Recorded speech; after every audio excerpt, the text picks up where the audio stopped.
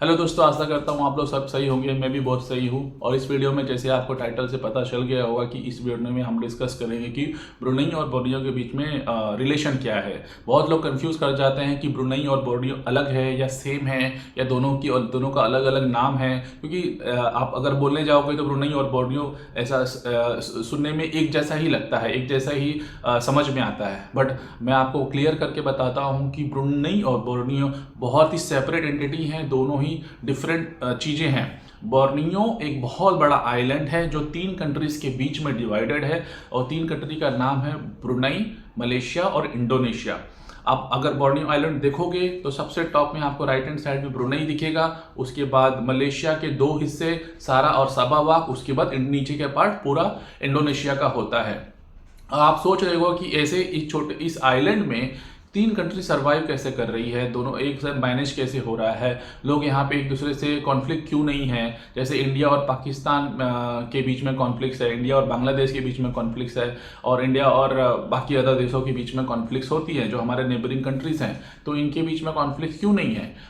अब उसका कोई सटीक सा और सरल आंसर तो है नहीं। उसका मुझे धीरे धीरे ये बात समझ में आती है कि एक टाइम था कुछ 100 साल पहले, ये पूरा बोर्नियो आइलैंड ब्रुनेई के हिस्से में आता था। ब्रुनेई के राजा इस पूरे बोर्नियो आइलैंड को रूल करते थे, मैनेज करते थे, और ये पूरा किंगडम उनके अंडर कंट्रोल में आता था।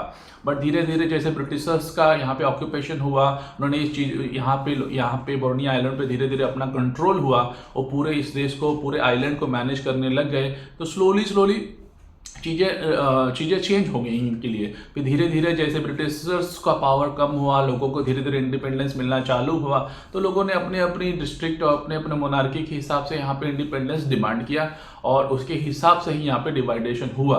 बोर्नियो आइलैंड जैसे धीरे धीरे यहाँ पे अलग अलग ग्रुप्स थे जो आपस में प्रॉब्लम्स क्रिएट करते थे।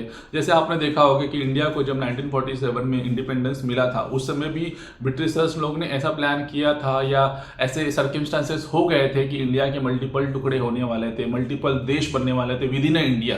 But due to the excellence of Sardar Vallabhbhai Patel, हमको हमारे देश में ज़्यादा कॉन्फ्लिक्ट्स नहीं हुए। पॉलिटिकली, डिप्लोमेटिकली उन्होंने सारे डिस्ट्रिक्ट और सारे राजा रजवाड़ों को एक किया और एक इंडिया फॉर्म हुआ। कुछ उस तरह से सेम सिचुएशन यहाँ पे नहीं बन पाई होगी उस समय। तो ये देश अलग अलग टुकड़ों में बढ़ गए, और ब्रुनेई बन गया, फिर मलेशिया बन गया, फिर इंडोनेशिया बन गया। और आप जैसे कि आपको पता है कि इंडोनेशिया तो बहुत बड़े ईस्ट से वेस्ट तक फैला हुआ है, लेकिन कुछ उसका बहुत बड़ा हिस्सा बोर्नियो आइलैंड का भी पार्ट है।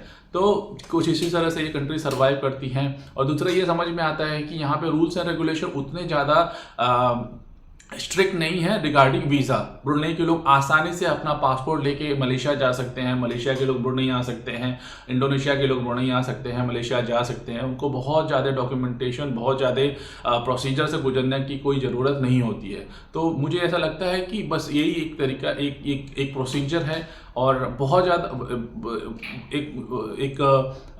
एक पार्ट है जिसकी वजह से यहाँ पे लोगों में इतना प्रॉब्लम नहीं है। जैसे इंडिया और पाकिस्तान के बीच में है, इंडिया और बांग्लादेश में है, कि अगर आपको एक दूसरे के कंट्रीज में जाना है तो बहुत ही टीडियस प्रोसेस है, आपको उसमें से गुजरना पड़ेगा और उसके बाद ही शायद आपको एंट्री मिलेगी। बट यहाँ पे वैसा नहीं है। आप जस्ट पासपोर्ट लीजिए, आप जाइए उस देश में, बाकायदे कार लेकर जाइए और घूमिए फिरिए और वहाँ पे कुछ दिन रहिए और वापस आ जाइए शॉपिंग वगैरह करके। और यहाँ पे ये ट्रेडिशन है कि ब्रुनेई के लोग क्योंकि ब्रुनेई के लोगों के पास ठीक ठाक पैसा है, तो वो लोग वेकेशन के लिए अक्सर मलेशिया चले जाते हैं, इंडोनेशिया चले जाते हैं, क्योंकि नेबर में है। अपने कार लिए, लोग फैमिली ली और चले गए, पासपोर्ट लिया और चले गए। बहुत ही कॉमन है इस देश में।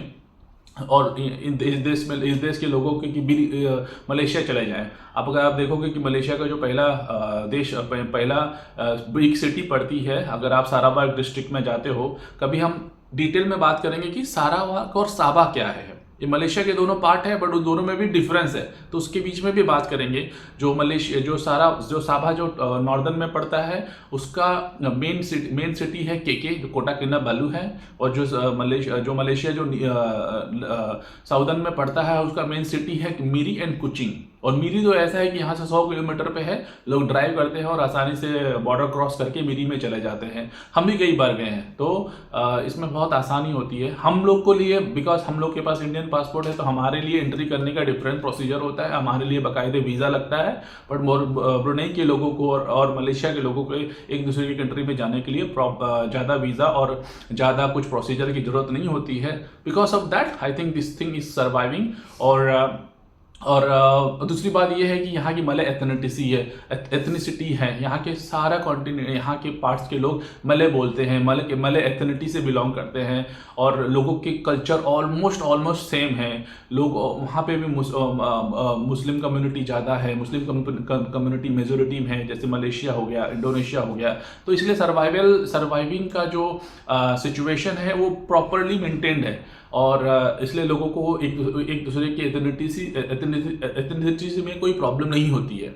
अगर टोटली डिफरेंट कंट्री होती, टोटली डिफरेंट कल्चर होता, लोग टोटली डिफरेंट होते, भाषा अलग होती, खान पान अलग होता, रहने का तरीका अलग होता, तो आप इमेजिन कर सकते हो कि शायद कुछ प्रॉब्लम हो सकती थी।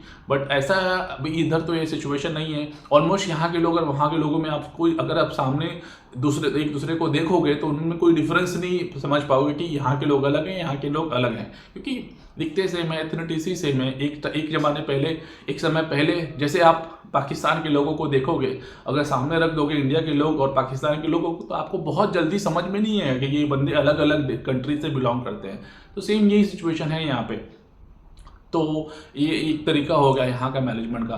तो बोर्नियो आइलैंड के बारे में और भी कुछ बात करूँगा, क्योंकि मलेशिया है, मलेशिया के 2 हिस्से हैं, सबा और सारावाक। इंडोनेशिया के भी कुछ पार्ट्स हैं, कलामंतान, अलग अलग उसके एरियाज हैं, उसके बारे में भी डिटेल में बात करेंगे। वो लोग सर्वाइवल कैसे करते हैं वहाँ पे, मेन सोर्स ऑफ इनकम, और वो लोग कैसे, उनके पास ऑयल है नहीं है, वो लोग रेगुलर लाइफ उनकी कैसे मैनेज हो रही है, वहाँ पर सोर्स ऑफ इनकम क्या है, वहाँ के लोग जॉब क्या करते हैं, इसके बारे में भी बात करेंगे। बट अभी ये फिलहाल वीडियो था डेडिकेटेड बोर्नियो आइलैंड के बारे में। ब्रुनेई अलग है या बोर्नियो अलग है, या दोनों सेम है, तो उसको क्लैरिफाई करने के लिए ये वीडियो था।